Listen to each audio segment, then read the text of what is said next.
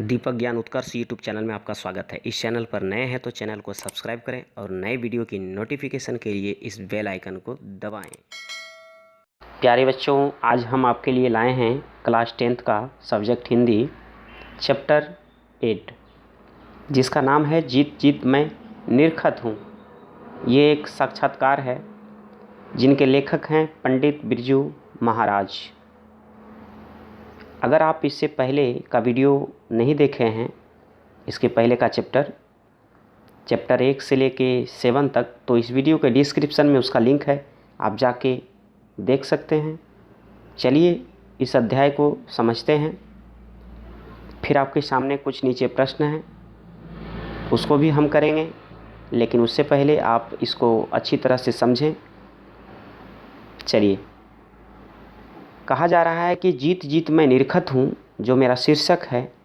इस पाठ के जो लेखक हैं बिरजू महाराज, उन्हीं के ऊपर ये केंद्रित है और यह एक बातचीत के रूप में है। ये जैसो एक बातचीत के रूप में है, जब एक व्यक्ति दूसरे व्यक्ति के बीच में जो आपस में जो बातचीत होती है, उसी रूप में इसको लिखा गया है, जिसे रश्मि वाजपेयी ने कलमबद्ध किया है। रश्मि वाजपेयी ने इसको क्या किया है, कलमबद्ध किया, अपने कलमों से ये लिखा है। बिरजू महाराज प्रसिद्ध कथक नर्तक हैं। बिरजू महाराज प्रसिद्ध, बहुत ही पॉपुलर कथक नर्तक थे ये बिरजू महाराज। वे अपने माता पिता की अंतिम संतान थे। ये जो हमारे लेखक हैं पंडित बिरजू महाराज, ये अपने माता पिता के अंतिम संतान थे। इनके पिताजी नृत्य कला के विरासत थे, है ना। इनके जो पिताजी थे पंडित बिरजू महाराज के, वो नृत्य कला के क्षेत्र में बहुत ही विरासत थे। नृत्य संगीत में विशेष रुचि होने के कारण ये 18 वर्ष की उम्र से ही सबको नृत्य की शिक्षा देने लगे। देखिए ये क्या किए पंडित बिरजू महाराज, जब इनकी उम्र 18 वर्ष थी, उसी उम्र से और बचपन से इनको बड़ा ही शौक़ था संगीत कला में, नृत्य कला में बहुत ही रुचि रखता था इन्होंने, क्योंकि इनके पिताजी ही खुद नृत्य कला के विरासत थे, है ना। तो ये छोटी सी उम्र में इन्होंने अपने पिताजी की हर एक कला के ऊपर ध्यान दी। इनको शुरू से रुचि था और 18 वर्ष की उम्र में इन्होंने खुद से नृत्य कला के क्षेत्र में शिक्षा देना प्रारंभ कर दिया। बिरजू महाराज विशेष कर सितार, गिटार, हारमोनियम, बांसुरी, सरोद और तबला बजाया करते थे, है ना। ये पंडित बिरजू महाराज जो है, इन सारी चीज़ों से जुड़ी हुई थी। इनके क्षेत्र में इनको अधिक से अधिक इनको ज्ञान थी। गिटार बजाना, सितार बजाना, हारमोनियम बजाना, बांसुरी बजाना, सरोद और तबला, इन सबों को बजाने में ये बहुत ही एक्सपर्ट थे। जब इनकी उम्र 18 वर्ष की थी, तभी इनकी शादी कर दी गई।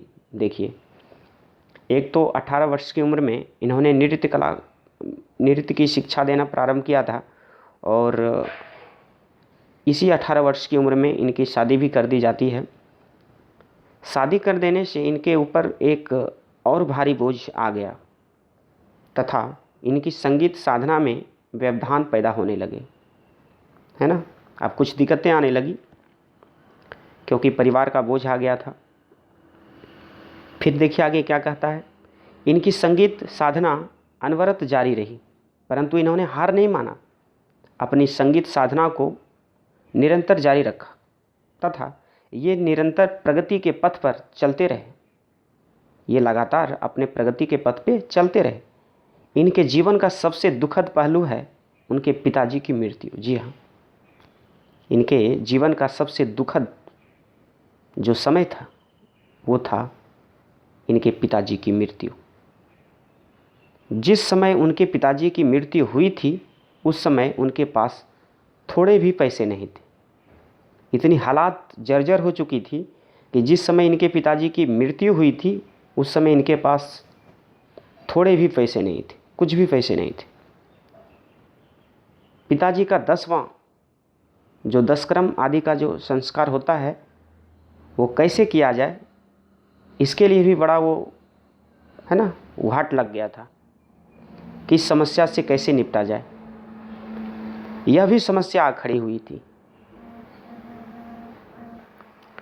उन्हें धन जुटाने के लिए कोई प्रोग्राम भी करने पड़े थे। देखिए, पिताजी का 10वां संस्कार करने के लिए उन्होंने क्या किए, कई जगह धन जुटाने के लिए कई जगह उन्होंने प्रोग्राम किए थे। अतः किसी प्रकार उनके द्वारा धन इकट्ठा कर पारिवारिक दायित्व की पूर्ति की गई और इस तरह से उन्होंने अपनी कला को दिखाकर प्रोग्राम करके वे अपने पिताजी का संस्कार है ना ये पूरी तरह से निपटा डाला और उनके जो परिवार थे उनके ऊपर जो दायित्व था उनकी पूर्ति करती गई अपनी टैलेंट को दिखाकर, जो उनके पास जो भी कुछ टैलेंट था, सितार बजाना, गिटार बजाना, हारमोनियम, बांसुरी और कई ऐसे प्रोग्राम वो करते रहे। तो यही था बच्चों। चलिए अब इसके नीचे कुछ प्रश्न दिए गए हैं, इसको समझने का प्रयास करते हैं। पहला प्रश्न आपके सामने है, बिरजू महाराज ने नृत्य की शिक्षा किसे और कब देनी शुरू की? बिरजू महाराज ने नृत्य की शिक्षा किसे और कब देनी शुरू की? और दूसरा प्रश्न है, बिरजू महाराज के जीवन में सबसे दुखद समय कब आया? उससे संबंधित प्रसंग का वर्णन कीजिए। आप समझ भी रहे होंगे कि बिरजू महाराज के जीवन में सबसे दुखद समय कब आया। और तीसरा प्रश्न है, अपने विवाह के बारे में बिरजू महाराज क्या बताते हैं? और चौथा प्रश्न कि बिरजू महाराज कौन कौन से वाद्य बजाते थे, है ना, जैसा कि आप पढ़े यहाँ पे सितार, गिटार, हारमोनियम आदि, है ना, ये तबला, ये सभी बजाए करते थे। तो सभी का सभी ये जो आपके सामने जो 4 प्रश्न थे इसका उत्तर इसी में समाहित है। तो आप इसकी उत्तर देने की कोशिश करेंगे और यदि 1 से 7 तक का अगर आप नहीं देखे हैं वीडियो तो इस वीडियो के डिस्क्रिप्शन में उसका लिंक है, आप जाके देख सकते हैं। और इस वीडियो को जितना ज़्यादा से ज़्यादा आप शेयर करें जिससे कि और भी विद्यार्थियों को इसका फ़ायदा मिल सके। और जो बच्चे इस चैनल पे नए हैं तो वो इस चैनल को सब्सक्राइब कर लें और बेल आइकन को प्रेस कर दें जिससे कि हमारे द्वारा अपलोड की गई वीडियो की नोटिफिकेशन आपको समय समय पे मिलता रहे।